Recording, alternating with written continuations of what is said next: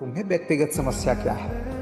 तो सर मेरा ऐसे ऐसे कुछ है। हम के लिए तो नॉर्मल फिनोमेना है, मुझे तो यही लगता है। ये हर जिंदगी में आता है, लेकिन इसको उस तरीके से नहीं देखना चाहिए। तो बोला सर मैं बहुत डिस्टर्ब हूँ, बहुत ज़्यादा डिस्टर्ब हूँ। तो हम कह ली कि तुम अगर दोनों चीज़ को प्राप्त करना चाहते हो तो कुछ दिन के लिए तुम ये कसम खा लो, उसका मूर्ति बना के रख लो और यही सोचो कि पहले मैं ये अचीव कर लूंगा तो वो तो अपने अचीव हो जाएगा। तो बोला सर ये संभव नहीं हो रहा है। हम के लिए ऋषि मुनि को भी संभव नहीं होता था, लेकिन वो तपस्या कर करके अपने ऊपर डिसिप्लिन ला के संभव करते थे। तुम अगर ये कर लेते हो तो तुम मुझे बाद में भी याद करोगे और जाते वक्त जरूर तुम मुझे पूछोगे। और वो यहाँ जब तक रहा वो लड़का, मैं तुम्हें बता रहा हूँ कि वो दिखता नहीं था मुझे। वो उस बात को इतने सीरियसली ले लिया, इतना सीरियसली ले लिया। तो जब उसका रिजल्ट हुआ तो मैंने यही कहा कि भाई थोड़ा बहुत मेरा नाम याद है तुम्हें? तो वो कहा अरे सर आपका मैं कैसे भूल सकता हूँ। तो मैंने उसको कुछ दिया नहीं, लेकिन एक चीज मुझे महसूस हुआ कि ये सब भी समस्याएं बच्चों को कभी कभी आता है। तो